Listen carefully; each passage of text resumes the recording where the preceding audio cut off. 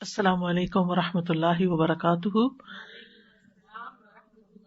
نحمده ونصلی علی رسولہ الکریم، اما بعد فاعوذ باللہ من الشیطان الرجیم، بسم اللہ الرحمن الرحیم، رب اشرح لی صدری ویسر لی امری واحلل عقدۃ من لسانی یفقہوا قولی۔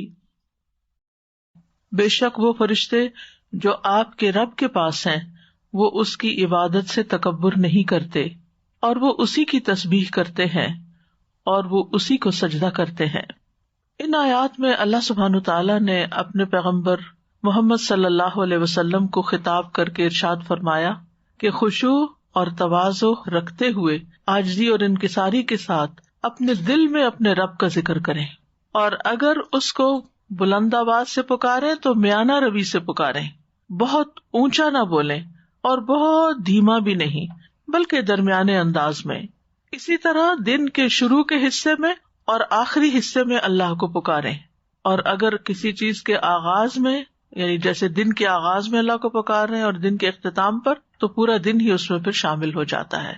اور آپ ان لوگوں میں سے نہ ہو جائیں جو اللہ کے ذکر سے غفلت کرتے ہیں اور باقی تمام کاموں میں مصروف ہو کر اللہ کے ذکر کو چھوڑ دیتے ہیں، یعنی دنیا میں مشغول ہو کر اللہ کے ذکر کو بھول جاتے ہیں، ایسے لوگوں میں آپ شامل نہ ہوں۔ تو یہاں رسول اللہ صلی اللہ علیہ وسلم سے خطاب ہے، لیکن آپ کو خطاب کر کے ہم سب کو عمل کی راہ دکھائی گئی ہے کہ اگر اللہ کے رسول صلی اللہ علیہ وسلم کو ایسا کرنا ہے تو پھر ہمیں بھی ان کی پیروی میں اسی طرح عمل کرنا ہے، یعنی اہل ایمان کو تبعاً یعنی اتباع میں حکم یہی دیا گیا ہے۔ ایک تو ہمیں ہر وقت چوکنا بھی رہنا چاہیے، اور اگر کوئی برا خیال آئے، کوئی بدگمانی آئے کسی کے بارے میں، تو فوراً تعوذ اعوذ باللہ من الشیطان الرجیم پڑھنی چاہیے۔ تو انسان جب اللہ تعالیٰ کی پناہ لیتا ہے تو پھر اس وقت انسان محفوظ قلعے میں آ جاتا ہے، اور جس کے ساتھ اللہ ہو اس سے بڑی تو کوئی نعمت اور دولت ہی نہیں۔ تو جب کسی کو غصہ آئے تو آپ اس کو بھی کہہ سکتے ہیں اعوذ باللہ پڑھو، یا خود پڑھنا شروع کر دیں۔ بعض خواتین پوچھتی ہیں کہ جب ہسبینڈ کو غصہ آئے تو کیا کریں؟ وہ جو بھی ہے بھڑکایا تو آپ نہیں ہے، تو اس لیے اعوذ باللہ آپ بھی پڑھ لیں، کیونکہ کسی کو غصہ نہیں آتا جب تک آپ غصہ نہیں دلاتے، ٹھیک ہے؟ یا تازہ تازہ دلاتے ہیں یا پچھلا ہی کوئی بھرا ہوا ہوتا ہے مواد تو اس سے غصہ آ جاتا ہے، تو پھر اس وقت اعوذ باللہ یا پھر آیت الکرسی یا کوئی ایسی چیز جو شیطان کو بھگانے والی ہو وہ پڑھ لینی چاہیے۔ پھر فتنوں سے بچنے کی دعائیں ہیں، یہ جو طرح طرح کے فتنے روز سنتے ہیں آپ اس معاشرے کے اندر خاص طور پہ، اور ویسے بھی اوور آل بھی دنیا میں، تو اعوذ باللہ من عذاب القبر واعوذ باللہ من عذاب النار واعوذ باللہ من الفتن ما ظہر منها وما بطن واعوذ باللہ من فتنة الاعور الکذاب۔ میں عذاب قبر سے اللہ کی پناہ میں آتا ہوں، میں جہنم کے عذاب سے اللہ کی پناہ میں آتا ہوں، میں ظاہری اور باطنی فتنوں سے اللہ کی پناہ میں آتا ہوں، اور میں کان دجال کے فتنے سے اللہ کی پناہ میں آتا ہوں جو بہت بڑا کذاب ہے۔ رسول اللہ صلی اللہ علیہ وسلم نماز کے بعد ان چیزوں سے پناہ مانگا کرتے تھے، تو یہ نماز کے بعد بھی دعا پڑھی جا سکتی ہے۔ پھر ایک اور دعا ہے اللہم انا نعوذ بک ان نرجع علی اعقابنا او نفتن عن دیننا، اے اللہ ہم اس سے تیری پناہ مانگتے ہیں کہ الٹے پاؤں لوٹ جائیں یا اپنے دین کے بارے میں کسی فتنے میں مبتلا ہو جائیں۔ تو اس کے بارے میں بھی دعا کرنی چاہیے اللہ تعالیٰ سے کہ ہم دین کو نہ چھوڑیں، کیونکہ بعض اوقات شیطان انسان کو غلط رستے پہ ڈال دیتا ہے۔ پھر ایک اور بھی ہے اللہم اجعلنی من اعظم عبادک نصیبا فی کل خیر تقسمہ الغداۃ ونورا تہدی ورحمتا تنشرها ورزقا تبسطہ وضرا تکشفہ وبلاء ترفعہ وفتنة تصرفها۔ اے اللہ مجھے اپنے تمام بندوں سے زیادہ بڑے نصیبے والا بنا دے، ہر اس خیر میں جو آج صبح تو تقسیم کرے، اور وہ نور جو تو عطا کرے، اور وہ رحمت جس کو تو پھیلا دے، اور وہ رزق جس کو تو وسیع کر دے، اور وہ تکلیف جس کو تو دور کر دے، اور وہ آزمائش جس کو اٹھا کر تو ختم کر دے، اور وہ فتنہ جس کو تو پھیر دے۔ یہی چیزیں تو ہمیں پریشان کرتی ہیں، تو یہ سب چیزیں ہو گئی۔ یہ حضرت ابن عمر کی دعا ہے۔ حضرت ابن عمر جب صبح ہوتی تھی تو یہ دعا پڑھتے تھے۔ یہ دعائیں کچھ میں نے اس طرح کی بھی شامل کر لی جو نبی صلی اللہ علیہ وسلم کی نہیں، یہ بتانے کے لیے کہ جب ہم اپنے الفاظ میں بھی دعا مانگتے ہیں یا کوئی اچھی دعا آپ کو مانگنی آتی ہے اور آپ کسی کو لکھ کے دے دیتے ہیں یا اس کو سکھا دیتے ہیں، چاہے وہ آپ کی اردو زبان میں کیوں نہ ہو، تو اس کی گنجائش موجود ہے۔ یعنی بعض اوقات کوئی دعا آتی ہے تو فٹ اس پہ لوگ لکھنا شروع کر دیتے ہیں، ضعیف ہے، یہ ثابت نہیں ہے، یہ فلاں۔ تو میں ہمیشہ ایک ہی جملہ بولتی ہوں، دعا تو دعا ہے۔ قرآن میں آئی دعا سر آنکھوں پر، نبی صلی اللہ علیہ وسلم نے بتائی سر آنکھوں پر، لیکن اگر اللہ کے کسی نیک بندے سے اللہ نے کوئی دعا کہلوا دی تو وائی ناٹ کہ ہم بھی ان الفاظ میں مانگ لیں. نبی صلی اللہ علیہ وسلم نے تو درخت کی مانگی ہوئی دعا بھی پڑھ لی تھی. کیا یہ دلیل کافی نہیں ہے کہ وہ درخت سجدہ کرتے وہ سجدے کی دعا پڑھ رہا تھا, تو نبی صلی اللہ علیہ وسلم نے بھی پھر وہی دعا مانگی. آپ نے تو یہ نہیں کہا کہ نہیں یہ میری دعا نہیں ہے اور یہ تو درخت کی دعا ہے, کوئی آر نہیں محسوس کی. اچھے الفاظ میں جو مسنون صحیح دعا ہو, جو سنت کے مطابق اس کی شرائط پوری ہوتی ہو, کوئی شرکیہ بات نہ ہو. کیونکہ کچھ لوگ اللہ سے مانگنے کے بجائے غیر اللہ سے مانگنا شروع کر دیتے ہیں. ان چیزوں سے ضرور بچنا ہے. یا غیر اللہ کے واسطے دینا شروع کر دیتے ہیں, ان چیزوں سے بچنا ہے. لیکن اچھی دعا جو اللہ ہی سے مانگی جا رہی ہے اس میں کوئی حرج نہیں, اپنے الفاظ میں بھی. اسی طرح تحفہ دینے والے کے لیے دعا ہے جزاک اللہ خیرا, اللہ تجھے اچھا صلہ عطا فرمائے. رسول اللہ صلی اللہ علیہ وسلم نے فرمایا جس کے ساتھ اچھا سلوک کیا گیا اور اس نے اس نیکی کرنے والے سے جزاک اللہ خیرا کہا, تحقیق اس نے اس کی پوری تعریف کر دی, یعنی ایک طرح سے بدلہ دے دیا. سیدنا جابر کہتے ہیں رسول اللہ صلی اللہ علیہ وسلم نے فرمایا جسے کوئی عطیہ دیا جائے, کوئی گفٹ ملے, تو اگر اسے میسر ہو تو اس کا بدلہ دے دے, اور اگر نہیں, واپس لوٹانے کو کوئی چیز نہیں, تو اس کی مدح و ثنا کر دے, دینے والے کی تعریف کر دے. اور جس نے اپنے محسن کی مدح کی اس نے اس کا شکریہ ادا کیا, اور جس نے اس کے احسان کو چھپایا اس نے اس کی ناشکری کی. اور جزاک اللہ خیرن کہنا جو ہے یہ ایک طرح سے احسان کا بدلہ دینا ہے. یہ تو تھی دعائیں. اس کے علاوہ دن بھر کچھ نہ کچھ تسبیحات بھی کیا کریں. نبی صلی اللہ علیہ وسلم نے فرمایا صبح کو تم میں سے ہر شخص کے جوڑ پر صدقہ واجب ہو جاتا ہے. ایک دفعہ سبحان اللہ کہنا صدقہ ہے, الحمدللہ کہنا صدقہ ہے, لا الہ الا اللہ کہنا صدقہ ہے, اللہ اکبر کہنا صدقہ ہے, نیکی کی تلقین صدقہ ہے, برائی سے روکنا صدقہ ہے, اور ان ساری چیزوں کے بدلے میں 2 رکعت نماز چاشت سب چیزوں کا صدقہ ہے, سارے جوڑوں کا صدقہ ہے, اس کو کفایت کرتی ہے. رسول اللہ صلی اللہ علیہ وسلم دن میں کثرت سے پڑھتے تھے سبحان اللہ و بحمدہ استغفر اللہ واتوب الیہ. جو دن میں 100 بار سبحان اللہ و بحمدہ پڑھے گا اس کے گناہ معاف کر دیے جائیں گے. لا الہ الا اللہ افضل ذکر ہے, ایک تسبیح اس کی کر لیں. پھر اسی طرح سبحان اللہ والحمد للہ ولا الہ الا اللہ واللہ اکبر. نبی صلی اللہ علیہ وسلم نے فرمایا 4 کلمات سب سے افضل ہیں, جس کلمے سے بھی شروع کرو کوئی حرج نہیں, چاہے پہلے الحمدللہ پڑھ لو یا اللہ اکبر یا سبحان اللہ, اٹس اوکے.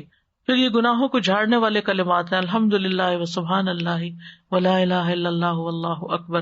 حدیث میں آتا ہے اس سے گناہ ایسے جھڑتے ہیں جیسے سوکھے درخت سے پتے جھڑتے ہیں. پھر لا حول ولا قوت الا باللہ کیا ہے؟ جنت کے خزانوں میں سے ایک خزانہ ہے. آپ نے فرمایا کیا میں تمہاری ایسے خزانے کی طرف رہنمائی نہ کروں؟ پھر میزان میں بھاری کلمات سبحان اللہ و بحمدہ سبحان اللہ العظیم. اور پھر ہے کفارہ مجلس کی دعا سبحانک اللہم و بحمدک اشہد ان لا الہ الا انت استغفرک و اتوب الیک. پاک ہے تو اے اللہ اور سب تعریف تیرے ہی لیے ہے, میں گواہی دیتا ہوں کہ تیرے سوا کوئی معبود نہیں, میں تجھ سے مغفرت چاہتا ہوں اور تیری طرف رجوع کرتا ہوں. رسول اللہ صلی اللہ علیہ وسلم نے فرمایا جو شخص کسی مجلس میں بیٹھے اور اس سے بہت سی لغو اور بےہودہ باتیں بھی ہو جائیں, وہ اپنی مجلس سے اٹھ جانے سے پہلے یہ پڑھ لے, یعنی یہ دعا پڑھ لے, تو اس کی اس مجلس میں ہونے والی لغزشیں معاف کر دی جاتی ہیں. ایک اور روایت میں آتا ہے حضرت عائشہ کہتی ہیں رسول اللہ صلی اللہ علیہ وسلم جب کسی مجلس میں بیٹھتے یا نماز ادا کرتے تو کچھ کلمات ادا فرماتے. تو عائشہ رضی اللہ عنہا نے آپ سے ان کلمات کے بارے میں پوچھا تو آپ نے فرمایا اگر وہ اچھی بات کرے گا تو یہ کلمات قیامت تک کے لیے مہر بند ہو جائیں گے, یعنی ان پہ مہر لگ جائے گی. یعنی اس مجلس میں ہم نے جو کچھ پڑھا سنا آج تک جو کریم و مجیب سیریز میں, تو وہ کیا ہے اچھی چیزوں کے اوپر مہر لگ جائے گی اور قیامت تک کے لیے اس کو کوئی چھیڑے گا نہیں. اور اگر بری بات کرے گا, یعنی بعض اوقات ہم کوئی ایسی بات بھی منہ سے نکال دیتے جو درست نہیں ہوتی, نکل جاتی منہ سے, تو پھر اس کے لیے یہ دعا کفارہ ہو جائے گی. اور وہ دعا ہے سبحانک اللہم و بحمدک لا الہ الا انت استغفرک و اتوب الیک. جزاکم اللہ خیرا. اللہ تعالی ہماری ساری دعائیں قبول کرے. اس سیریز کو یہ قریب و مجیب کی میں نے اپنے لیے بہت ہی مفید پایا ہے, یعنی میں اپنے دل کے سکون اور اطمینان میں واضح فرق پاتی ہوں. تو میں آپ سے یہی کہوں گی کہ اگر آپ اس میں سے کچھ چیزیں یا تو کسی کے ساتھ مل کے سننا شروع کر دیں اور ڈسکس کریں, یا پھر یہ ہے کہ چھوٹی سی کلاس شروع کر لیں, اس میں سن لیں اور ایک دوسرے کو دعائیں سکھائیں. اور یہ تمام دعائیں جو ہیں, جو دعائیں ایپ ہے, ایک تو ہے نا دعا کیجیے, اسی کا جو نیکسٹ ورژن ہے جس میں تمام چیزیں شامل کر دی گئی ہیں, یہ ساری دعائیں جتنی بھی پڑھائی ساتھ ساتھ ان کو صاف کر کے اس کے اوپر اپلوڈ کر رہے ہیں کہ وہ نہایت اخلاص کے ساتھ اپنے رب کا ذکر کیا کریں, اپنے رب کو پکارا کریں, اپنے رب سے دعائیں مانگا کریں, کیونکہ دعا ذکر ہی کی ایک قسم ہے. اور یہاں پر تضرع کا لفظ استعمال ہوا ہے. تضرع کہتے ہیں عاجزی کو، خشوع کرنے کو. اور خیفہ کا مطلب ہے ڈرنا، یعنی اللہ سے ڈرتے ہوئے، خلوص کے ساتھ، گڑ گڑا کر، عاجزی کے ساتھ، ہمبل ہو کر، اپنی اوقات کو اپنے ذہن میں رکھتے ہوئے اللہ تعالیٰ کو یاد کیا جائے. اور وذکر، ذکر کی 3 قسمیں ہوتی ہیں. ایک دل سے ذکر ہوتا ہے، اور دوسرا زبان سے ذکر ہوتا ہے، اور تیسرا حضور قلبی کے ساتھ زبان سے ذکر. یعنی ایک ذکر صرف دل میں آپ اللہ کو یاد کر رہے ہیں، زبان نہیں ہل رہی. دوسرے میں صرف زبان ہل رہی ہے، دل کہیں اور لگا ہوا ہے. اور تیسرا جو افضل ترین ذکر ہے وہ دل بھی حاضر ہے اور زبان بھی مشغول ہے. ودون الجہر من القول، یعنی بات کو دھیما رکھتے. جہر کہتے بہت اونچی آواز میں بات کرنا، یعنی چیخ چلا کے نہیں پکارو. یعنی یا تو دل میں پکارو، دل ہی دل میں یاد کرو، اور اگر زبان کو استعمال کرنا ہے تو دھیمے انداز میں. بالغدو والآصال، غدو سے مراد فجر یعنی صبح کی نماز کا آخری حصہ ہے، اور آصال سے مراد عصر سے مغرب تک کا وقت ہے.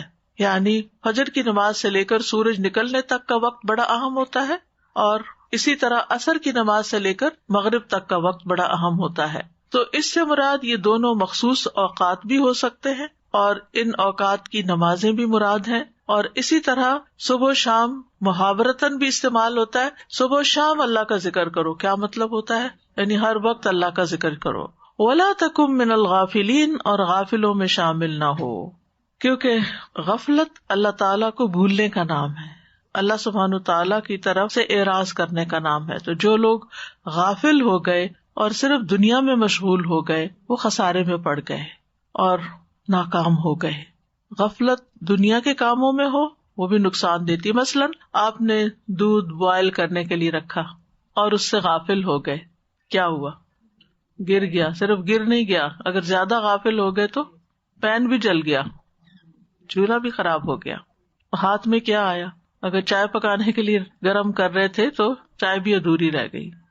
اور یہ ایکسپیرینس میرے خیال ہے ہم میں سے ہر ایک نے کسی نہ کسی شکل میں کیا ہے کہ غفلت کا نتیجہ کیا ہوا. اسی طرح آپ نے پودے لگائے اور ان سے غافل ہو گئے، پانی دینا بھول گئے تو کیا ہوا؟ پودے جل گئے.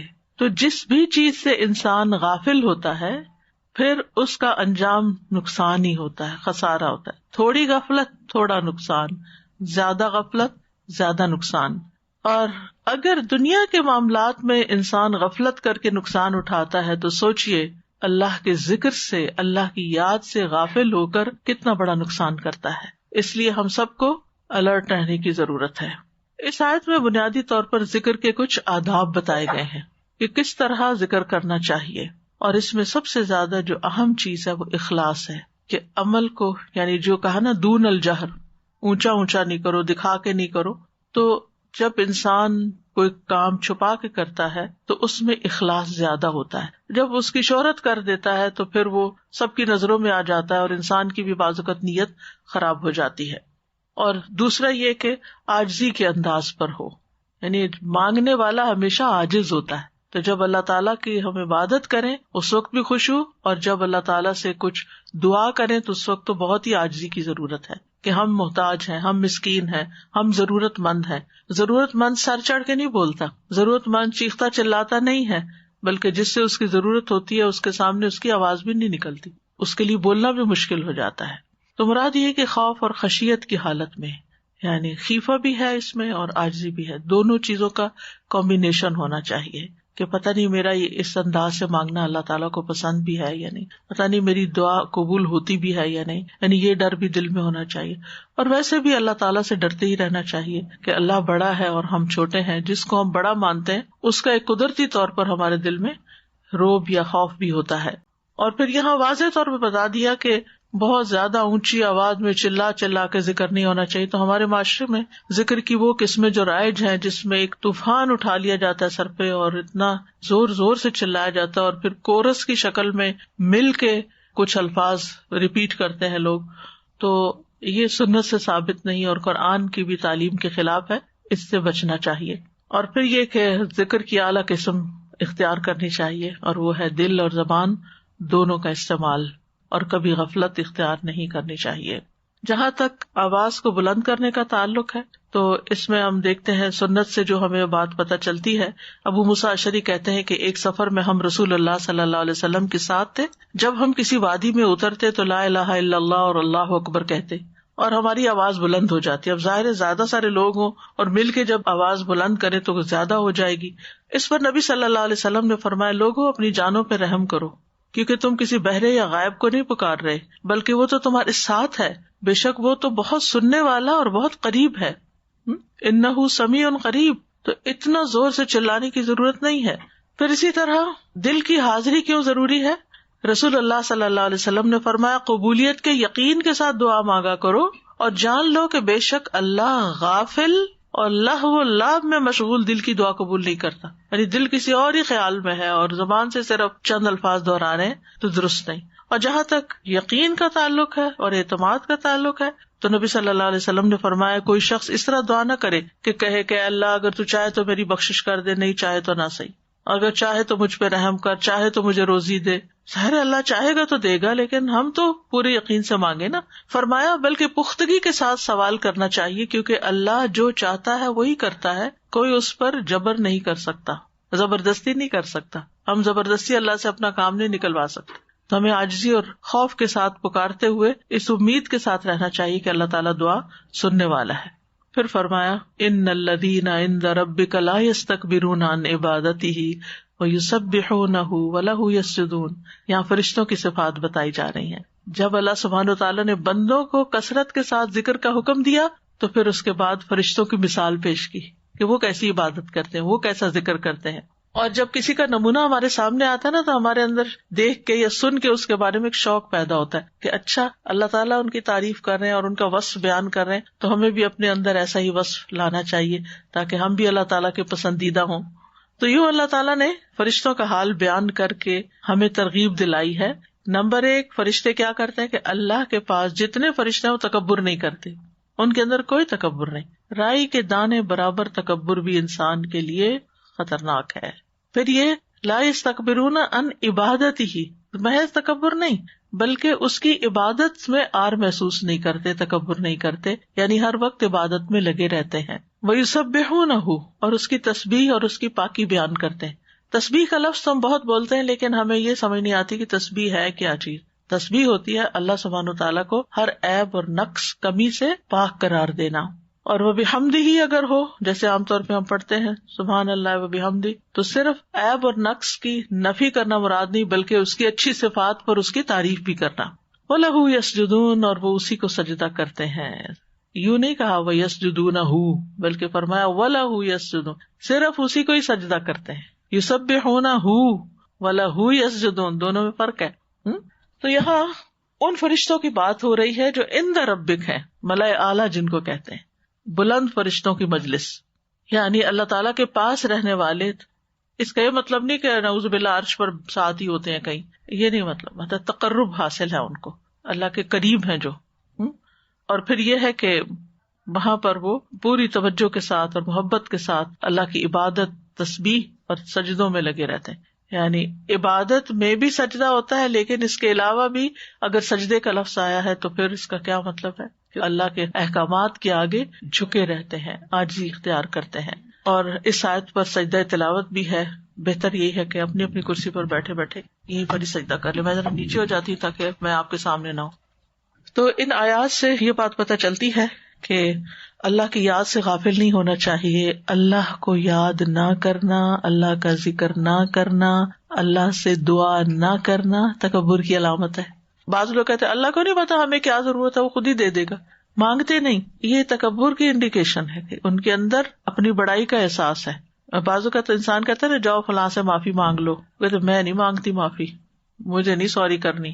یہ کیا چیز ہے؟ یہ رویہ کیا ہے؟ تکبر کا رویہ ہے.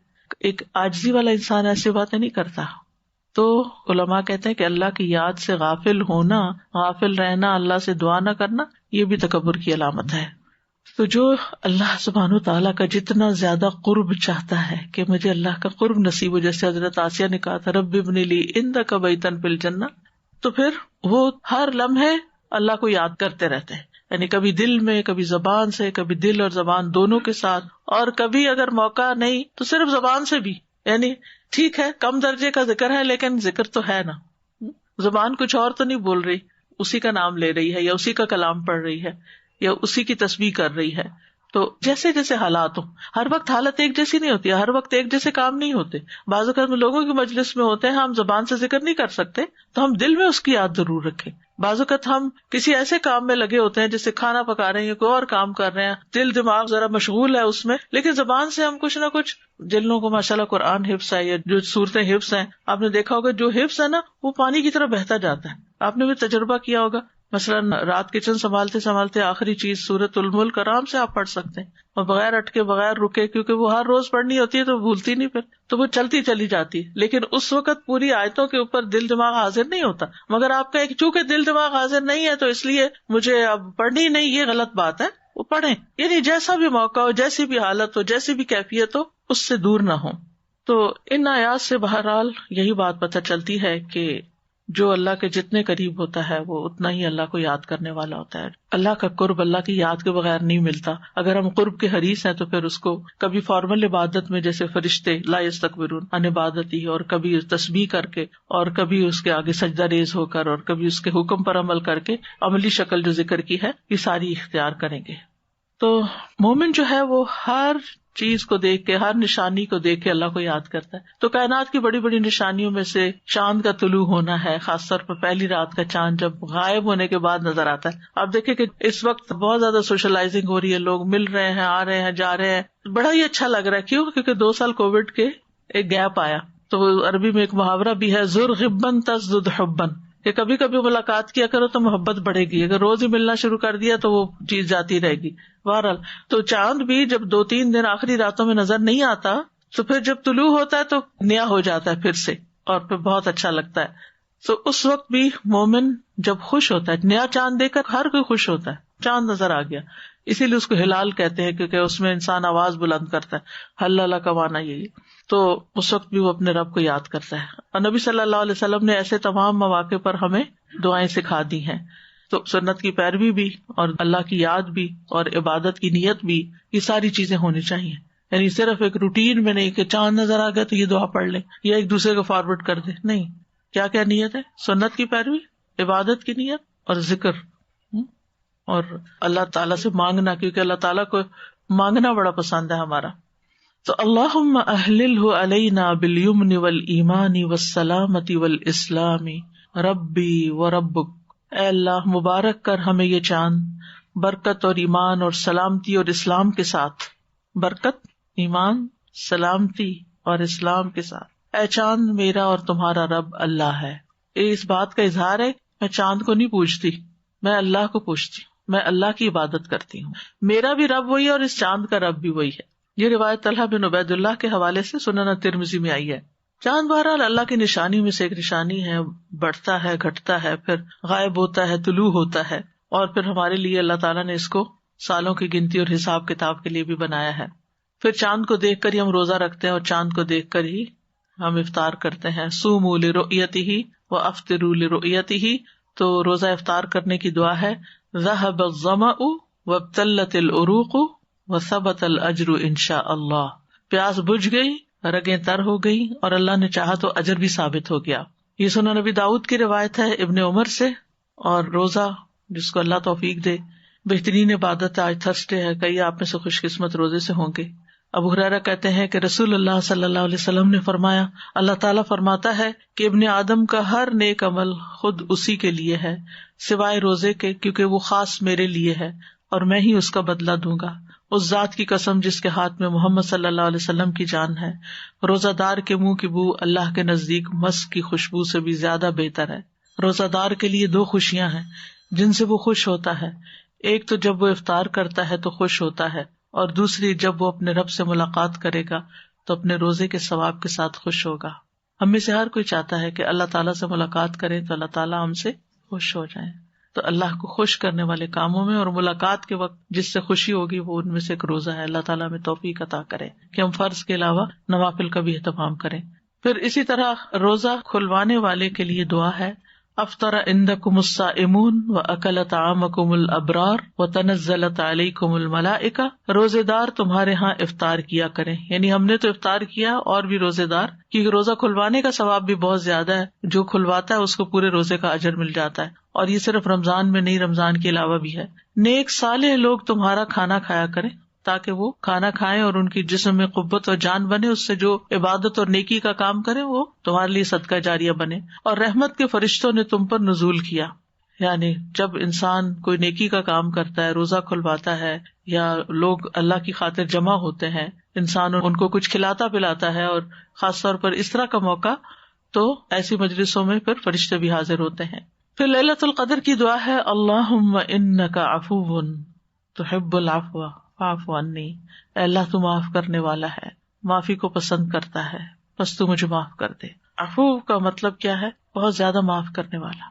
ہم دن میں کتنی غلطیاں کرتے ہیں، کتنی دفعہ بھولتے ہیں، کتنی خطائیں کرتے ہیں، لیکن اللہ تعالیٰ ہمیں پکڑتا نہیں، درگزر کرتا چلا جاتا ہے، اور اس کو یہ پسند ہے کہ لوگوں کو معاف کرے، یعنی اس کو سزا دینا پسند نہیں ہے، اس کو معاف کرنا پسند ہے۔ اور اللہ تعالیٰ کی اس صفت کا واسطہ دے کر ہم اللہ سے معافی کی درخواست کرتے ہیں، فاعف عنی، کہ اللہ تعالیٰ آپ مجھے معاف کر دیں، میری غلطیوں کو معاف کر دیں۔ لیکن اس کے لیے ایک شرط ہے، وہ یہ کہ آپ بھی بندوں کو معاف کیا کریں، کیونکہ معاف کرنا اللہ تعالیٰ کو پسند ہے۔ کچھ لوگ دلوں میں ایسی باتیں رکھ چھوڑتے ہیں کہ معاف نہیں کرتے، اور وہ انہی کی وجہ سے پھر جب وہ کسی سے ملاقات بھی کرتے ہیں تو ڈھنگ سے نہیں کرتے، صاف دل کے ساتھ نہیں ملتے، وہ پرانی باتیں یاد رکھتی ہیں۔ ٹھیک ہے، انسان ہرٹ ہوتا ہے، کئی چیزیں تکلیف دیتی ہیں، اندر رہ جاتی ہیں، لیکن پھر بھی انسان کو معاف کر دینا چاہیے۔ جتنے زیادہ مشکل ہو معاف کرنے میں، اتنا ہی بڑا اجر ہے۔ قرآن مجید میں آتا ہے الا تحبون ان یغفر اللہ لکم، کیا تم نہیں چاہتے کہ اللہ تعالیٰ تمہیں معاف کر دے؟ یہ روایت حضرت عائشہ کی ہے، وہ کہتی ہے میں نے عرض کیا اللہ کے رسول صلی اللہ علیہ وسلم مجھے بتائیے اگر میں لیلۃ القدر پہچان لوں تو میں کیا کہوں؟ تو آپ نے ان کو یہ دعا سکھائی۔ تو اس سے یہ پتہ چلتا ہے کہ انتہائی قبولیت کے مواقع پر اس کو پڑھنا چاہیے۔ لیلۃ القدر کی دعا تو ہے ہی، لیکن اس کا یہ مطلب نہیں کہ اس کے علاوہ کہیں نہیں پڑھ سکتے۔ آپ سجدے میں پڑھ سکتے ہیں، آپ اذان اور اقامت کے بیچ میں پڑھ سکتے ہیں، آپ تہجد کے وقت پڑھ سکتے ہیں، آپ حج عمرے پہ پڑھ سکتے ہیں، یعنی یہ ان دعاؤں میں سے ہے جو بڑی ہی اہمیت کی حامل ہے۔ اور لیلۃ القدر تو آپ کو معلوم ہے کہ جو اس رات کی خیر سے محروم رہا وہ ہر خیر سے محروم رہا۔ پھر اس کے بعد سجدہ تلاوت کی دعائیں، سجد وجہی للذی خلقہ وشق سمعہ وبصرہ بحولہ وقوتہ، میرا چہرہ اس ذات کے لیے سجدہ ریز ہے جس نے اس کو پیدا کیا، یعنی یہ چہرہ اللہ کے آگے کیوں جھکے؟ کیونکہ اللہ ہی نے تو اس کو بنایا ہے، اور اپنی طاقت اور اپنی قوت سے اس کی سماعت اور اس کی بصارت بنائی۔ سبحان اللہ، کس طرح آنکھیں لگائیں، کس طرح یہ ایک پوری سخت ہڈی کے اندر سے پراپر اتنی ہی شیپ کے خول رکھے، اور ان کے اندر اتنی نازک نازک آنکھیں سما دی، اور پھر کان سائڈ پر رکھے کہ ہر طرف کی آوازیں ہم نے سننی ہوتی ہیں۔ اگر صرف سامنے ہوتے تو پیچھے کی آواز سننا کتنا مشکل ہوتا۔ ابھی ہوتا ہے نا کہ اسپیکر کو اگر ایک طرف کا رخ دے دیں تو دوسری طرف آواز نہیں جاتی۔ تو بہرحال اللہ سبحانہ تعالیٰ نے اپنی خاص رحمت سے ہمیں یہ جسم عطا کیا ہے، لہٰذا شکرانے کے طور پر، یعنی سجدے کو اور نماز کو احسان جتا کے نہیں بلکہ شکر ادا کرنے کے طور پر ادا کریں۔ پھر ایک اور دعا ہے اللہم اغفر لی بہا، اللہم حط عنی بہا وزرا واحدث لی بہا شکرا وتقبلها منی کما تقبلت من عبدک داود سجدتہ، اے اللہ اس کی وجہ سے مجھے بخش دے، یعنی جو میں سجدہ کر رہا ہوں۔ ہم بعضوں کا سجدہ تلاوت کو اتنی امپورٹینس نہیں دیتے کہ کوئی نہیں، بعض علماء کہتے ہیں کہ کوئی فرض نہیں ہے، واجب نہیں ہے، کام چلتا ہے، نہیں، یہ سجدہ بھی بخشش کا سبب ہو سکتا ہے۔ تو اے اللہ اس کی وجہ سے مجھے بخش دے، یعنی سجدہ جو میں کر رہا ہوں مجھے اس کی وجہ سے بخش دے، یعنی سجدہ بھی ہے اور بخشش کی دعا بھی ہے ساتھ۔ اے اللہ اس کے ذریعے میرے بوجھ دور کر دے، کتنے بڑے بڑے بوجھ ہیں جو ہمارے دلوں پہ پڑے ہوئے ہیں، اور اے اللہ میرے لیے اس کے ذریعے شکر پیدا کر دے اور اسے مجھ سے قبول فرما لے، جیسے تو نے اپنے بندے داؤد کا سجدہ قبول فرمایا۔ اور یہ دعا جو ہے یہ حضرت ابو سعید خدری نے خواب میں سنی تھی ایک درخت سے۔ وہ کہتے ہیں کہ میں نے خواب میں دیکھا گویا میں ایک درخت کے نیچے ہوں اور درخت سورۃ صاد پڑھ رہا ہے۔ جب وہ آیت سجدہ پر آیا تو اس نے سجدہ کیا اور اپنے سجدے میں یہی دعا پڑھی۔ تو میں صبح رسول اللہ صلی اللہ علیہ وسلم کے پاس گیا اور آپ کو اس کی خبر دی۔ آپ نے فرمایا اے ابو سعید تم نے بھی سجدہ کیا تھا؟ میں نے کہا نہیں۔ آپ نے فرمایا کہ تم درخت کی نسبت سجدہ کرنے کے زیادہ مستحق تھے، وہ تو درخت ہے، تم انسان ہو، تمہیں تو ضرور سجدہ کرنا چاہیے۔ اسی لیے جب ہم سجدہ تلاوت آیت سنتے بھی ہیں تو بھی ہم سجدہ کرتے ہیں۔ پھر آپ صلی اللہ علیہ وسلم نے سورۃ صاد کی تلاوت فرمائی. جب آپ سجدے کی آیت پر آئے تو آپ نے سجدے میں یہی دعا پڑھی جو اس درخت نے پڑھی تھی. تو بہرحال بہت ہی خوبصورت دعا ہے یہ، اگر یاد ہو جائے تو بہت اچھا ہے. اور سجدہ جو ہے یہ رب کے قرب کا ذریعہ ہے. رسول اللہ صلی اللہ علیہ وسلم نے فرمایا سجدہ کرتے ہوئے بندہ اپنے رب کے سب سے زیادہ قریب ہوتا ہے، پس سجدوں میں کثرت کے ساتھ دعا کیا کرو. تو نماز کے سجدے میں انسان مسنون دعاؤں کے علاوہ بھی دعائیں پڑھ سکتا ہے، اور سجدہ تلاوت میں ان میں سے کوئی بھی دعا انسان پڑھ سکتا ہے. شیخ ابن عثیمین سے پوچھا گیا کیا سجدہ تلاوت کی کوئی مخصوص دعا ہے؟ تو انہوں نے جواب دیا سجدہ تلاوت دوسرے سجدوں کی طرح ہی ہے. اور نبی صلی اللہ علیہ وسلم نے اللہ کے اس فرمان سبح اسم ربک الاعلی کے بارے میں فرمایا کہ اسے اپنے سجدوں میں پڑھا کرو، یعنی سبحان ربی الاعلی. وہ کہتے ہیں کہ اس پر ہم کہتے ہیں کہ انسان جب سجدہ تلاوت کرے تو وہ یہ دعائیں پڑھ سکتا ہے، سبحان ربی الاعلی، سبحانک اللہم ربنا وبحمدک اللہم اغفر لی، اور اللہم لک سجدت وبک آمنت ولک اسلمت، سجد وجہی للذی خلقہ وصورہ وشق سمعہ وبصرہ بحولہ وقوتہ. اے اللہ میں نے تیرے لیے سجدہ کیا، میں تجھ پر ایمان لایا، میں تیرا فرما بردار ہوا، اور میرے چہرے نے اس ذات کو سجدہ کیا جس نے اس کو پیدا کیا، اسے شکل دی، اس میں کان اور آنکھیں بنائی. بڑی برکتوں والا ہے اللہ جو بہترین پیدا کرنے والا ہے. اور پھر یہی دعا جو ابھی آپ نے پڑھی جو درخت کی دعا ہے، اللہم اکتب لی بہا اجرا وحط عنی بہا وزرا واجعلها لی عندک ذخرا وتقبلها منی کما تقبلتها من عبدک داؤد سجدتہ. سجدہ تلاوت کے لیے وضو ضروری نہیں ہے، قبلے کا رخ ہونا بھی ضروری نہیں ہے، یعنی جہاں بھی آپ ہیں جس بھی حال میں، جیسے قرآن مجید صبح پڑھ رہے ہیں تو سجدہ تلاوت آئے تو آپ قرآن مجید ایک طرف رکھ کے وہیں پر آپ سجدہ کر لیں، بیڈ پہ بھی کر سکتے ہیں. پھر آندھی اور طوفان کے وقت کی دعائیں ہیں، اللہم انی اسألک خیرہا وخیر ما فیہا وخیر ما ارسلت بہ واعوذ بک من شرہا وشر ما فیہا وشر ما ارسلت بہ.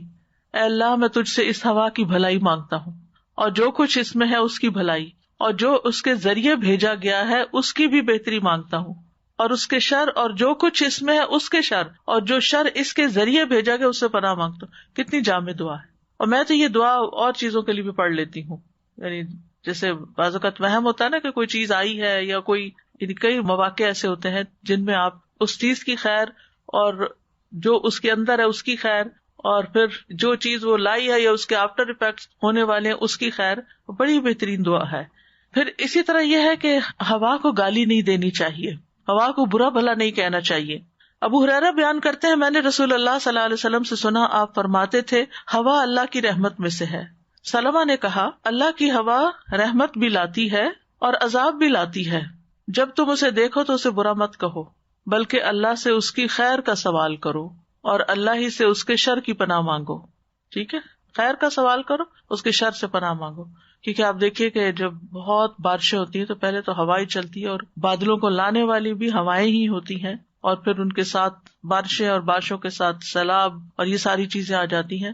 تو پھر بعض اوقات لوگ سیلاب کو یا اس کو یعنی بہت غلط لفظ بھی دینے لگتے ہیں، تو اس سے بھی بچنا چاہیے. ہر چیز معمور ہے. وہ حضرت عائشہ کے بارے میں آتا ہے نا کہ ایک دفعہ شاید ان کی چادر یا کوئی چیز اڑا کے لے گئی تو انہوں نے اس ہوا پہ لعنت بھیجی، تو آپ نے فرمایا ہوا کو لعنت مت بھیجو، یہ تو اللہ کے حکم کی پابند ہے، اور جس نے کسی ایسی چیز پر لعنت کی جو اس کی مستحق نہ ہوئی تو وہ لعنت اسی پر پلٹتی، یعنی جس نے لعنت کی ہو. تو قرض نہ کریں ہوا کو یا بارش کو یا کسی بھی چیز کو. پھر ایک اور دعا ہے اللہم لقحا لا عقیما، اے اللہ بارش والی ہوا ہو، بے برکت نہ ہو. جب آندھی چلتی تھی تو رسول اللہ صلی اللہ علیہ وسلم یہی دعا کرتے تھے کہ آندھی کے ذریعے پولینیشن بھی ہوتی ہے، ایک جگہ کے بیج اڑ کے دوسری جگہ گرتے ہیں اور پھر آگے گروتھ ہوتی ہے، اور اس کے ساتھ ساتھ یہ کہ درخت بھی اکھاڑ کے چلی جاتی ہے، لگے ہوئے پودے بھی اڑا دیتی ہے. تو ایسی صورت میں انسان کو خیر ہی مانگنی چاہیے کہ اللہ اس کے ذریعے برکت آئے، اس کے ذریعے گروتھ ہو، نہ کہ یہ جڑ کاٹ دے، بے برکت نہ ہو. لقح بارش کو بھی کہتے ہیں، یا اللہ یہ ہوا بارش لائے نہ کہ بادل اڑا کے لے جائے. پھر بجلی کی کڑک سن کے تسبیح کرنی چاہیے. سبحان الذی یسبح الرعد بحمدہ والملائکۃ من خیفتہ، پاک ہے وہ ذات کہ بادل کی گرج جس کی حمد کے ساتھ اس کی تسبیح کرتی ہے. اصل میں جو کچھ کرنے والے ہیں نا اور جو زندگی کی قیمت سمجھتے ہیں وہ زیادہ سونے کو بھی باعث نقصان سمجھتے ہیں. وہ کہتے ہیں کہ وقت ضائع ہوا ہے، اور ہوتا ہے، سستی اور غفلت چاہتی ہے اس سے. آپ دعا کرتی ہیں کہ تھوڑے کھانے سے پیٹ بھر جائے اور تھوڑی نیند سے تھکاوٹ اتر جائے. ویری گڈ، بہت اچھی دعا ہے. پھر فہم القرآن میں مددگار دعائیں. ربی زدنی علما، اے میرے رب میرے علم میں اضافہ فرما. رب اشرح لی صدری، اے میرے رب میرے لیے میرا سینہ کھول دے. اللہم یا معلم ابراہیم علمنی و یا مفہم سلیمان فہمنی، اے ابراہیم علیہ السلام کو تعلیم دینے والے رب مجھے بھی تعلیم دے، اور اے سلیمان علیہ السلام کو فہم عطا کرنے والے رب مجھے فہم عطا کر. ابن تیمیہ رحمہ اللہ کو جب کوئی مسئلہ مشکل ہو جاتا، یعنی کوئی چیز سمجھنا مشکل ہو جاتی، تو وہ ان الفاظ میں دعا کیا کرتے تھے. یعنی سبق مشکل ہے، کانسیپٹ سمجھ نہیں آیا، اب یاد نہیں ہو رہا سبق. پھر نیک ساتھی پانے کی دعا، چاہے شادی کے لیے ہو، چاہے دوست ہو، چاہے نیبرز ہو، کچھ بھی. اللہم ارزقنی جلیسا صالحا، اے اللہ مجھے اچھا رفیق عطا کر، یعنی جن کے ساتھ میں بیٹھوں وہ صالح لوگ ہوں. علقمہ کہتے ہیں کہ جب میں شام آیا تو میں نے 2 رکعت نماز پڑھی اور یہ دعا کی، اے اللہ مجھے کوئی نیک ساتھی عطا فرما. پھر میں کچھ لوگوں کے پاس آیا اور ان کی مجلس میں بیٹھ گیا. تھوڑی ہی دیر کے بعد ایک بزرگ آئے اور میرے پاس بیٹھ گئے. میں نے پوچھا یہ بزرگ کون ہے؟ لوگوں نے بتایا یہ ابو درداء رضی اللہ عنہ ہے. اس پر میں نے عرض کیا میں نے اللہ سے دعا کی تھی کہ کوئی نیک ساتھی مجھے عطا کر، تو اللہ تعالیٰ نے آپ کو مجھے عطا کر دیا. ایک صحابی سے ملاقات ہو جانا کوئی معمولی شرف نہیں. پھر برے پڑوسی سے بچنے کی دعا. اللہم انی اعوذ بک من جار السوء فی دار المقامہ فإن جار البادیۃ یتحول، اے اللہ میں اپنی مستقل رہائش کے برے پڑوسی سے تیری پناہ چاہتا ہوں، کیونکہ خیمہ نشین کا پڑوسی تو ادھر ادھر منتقل ہو جاتا ہے. یعنی جو صحرا میں آپ کیمپنگ پہ گئے ہیں اور اگر آپ کے ساتھ کسی نے کیمپ لگایا اپنا، تو تنگ بھی ہیں آپ ان سے، 2 دن بعد چلے ہی جانا ہے. لیکن اگر آپ نے پرماننٹ گھر کہیں خریدا ہے یا ایک گھر کے اندر آپ کے لوگ رہ رہے ہیں ساتھ اور ان سے کوئی تکلیف ہے تو بڑی مشکل ہو جاتی ہے. چھینک کے وقت کی دعا ہے الحمدللہ علی کل حال. ابو ہریرہ کہتے ہیں نبی صلی اللہ علیہ وسلم نے فرمایا جب تم میں سے کسی کو چھینک آئے تو چاہیے کہ کہے الحمدللہ علی کل حال، ہر حال میں اللہ کی تعریف ہے. یہ سنن نبی داؤد کی روایت ہے. خالی الحمدللہ بھی کہا جا سکتا لیکن یہ بھی ساتھ کہے تو اچھا ہے. اور اس کے بھائی یا ساتھی کو چاہیے کہ یرحمک اللہ کہے، اللہ تم پر رحم فرمائے. اور پھر جسے چھینک آئے ہو وہ کہے یہدیکم اللہ ویصلح بالکم، اللہ تمہیں ہدایت دے اور تمہارے احوال درست کر دے. اپنی تعریف سننے پر اللہم لا تؤاخذنی بما یقولون واغفر لی ما لا یعلمون، اے اللہ جو لوگ میرے بارے میں کہتے ہیں اس کا مجھ سے مواخذہ نہ کرنا، یعنی میری پکڑ نہ کرنا اگر وہ میرے بارے میں کوئی ایگزیجریشن کرتے ہیں یا ایسی تعریف کرتے ہیں جس کا میں قابل نہیں ہوں. اور جو میری کوتاہیاں یہ جانتے نہیں اس پر میری مغفرت کر دے. بہت ضروری دعا ہے یہ بھی. نبی صلی اللہ علیہ وسلم کے صحابہ میں سے جب کسی کو پاک باز قرار دیا جاتا تو وہ یہی دعا پڑھتے. یہ صحیح الادب المفرد میں آتی ہے دعا. پھر مرغ کی آواز، گدھے کی آواز، کتے کے بھونکنے کی آواز سن کر پڑھنے کی دعا. نبی صلی اللہ علیہ وسلم نے فرمایا جب مرغ کی بانگ سنو تو اللہ سے اس کا فضل مانگو کیونکہ اس نے فرشتے کو دیکھا ہے، اور جب گدھے کی آواز سنو تو شیطان سے اللہ کی پناہ مانگو کیونکہ اس نے شیطان کو دیکھا ہے. کتے کے بھونکنے پر تعوذ پڑھنا چاہیے. رسول اللہ صلی اللہ علیہ وسلم نے فرمایا جب تم رات کو کتے کے بھونکنے یا گدھے کے ہینگنے کی آواز سنو تو اللہ کی پناہ طلب کیا کرو کیونکہ جو کچھ وہ دیکھتے ہیں تم نہیں دیکھتے. پھر غصے کے وقت کیا پڑھنا چاہیے؟ اعوذ باللہ من الشیطان الرجیم. کیا مطلب ہے اس کا؟ پناہ لیتا ہوں اللہ کی شیطان مردود سے. اصل میں شیطان ہمارا دشمن ہے نا، ہر وقت اس کوشش میں لگا رہتا ہے کہ انسان کو بہکا کے سیدھے رستے سے ہٹا دے. تو شیطان سے بچنے کا طریقہ کیا بتایا گیا کہ جب کبھی کوئی شیطان کا وسوسہ آئے دل میں تو کیا پڑھیں؟ اعوذ باللہ من الشیطان الرجیم اللہم انی اعوذ بک من ھمزات الشیاطین یا رب اعوذ بک من ھمزات الشیاطین واعوذ بک رب ان یحضرون. اور پھر الحمدللہ الذی رد کیدہ الی الوسوسہ. ٹھیک ہے، اور 3 دفعہ یہ پڑھ کے اپنے دل پہ پھونکے اعوذ باللہ السمیع العلیم من الشیطان الرجیم من ھمزہ ونفخہ ونفثہ. اگر بہت وسوسے آتے ہیں تو اس کو معمول بنا لیجیے ہر نماز کے بعد پڑھ کے اپنے اوپر دم کرنے کا. تو بات یہ کہ انسان کو شیطان کسی وقت بھی نہیں چھوڑتا، ہمیشہ اس کو سیدھے راستے سے ہٹا کے غلط رخ پہ ڈالنا چاہتا ہے. کبھی اس کے اندر فخر پیدا کر دیتا ہے، کبھی سرکشی بھی اس کو آمادہ کر دیتا ہے، کبھی اس کے اندر غصے کی آگ بھڑکا دیتا ہے، اور کبھی انسان کے اندر حسد، بغض اور کینہ پیدا کر دیتا ہے، کبھی انسان انا کا شکار ہو جاتا ہے. یہ ساری چیزیں انسان کو دوزخ کے راستے پہ لے جانے والی، کیونکہ وہ اپنا ساتھی بنانا چاہتا ہے. اور شیطان کے مقابلے میں انسان جو ہے بعض اوقات کمزور پڑ جاتا ہے، لیکن جب اللہ سے مدد لیتا تو فتح حاصل کر لیتا، اس پر طاقتور ہو جاتا ہے.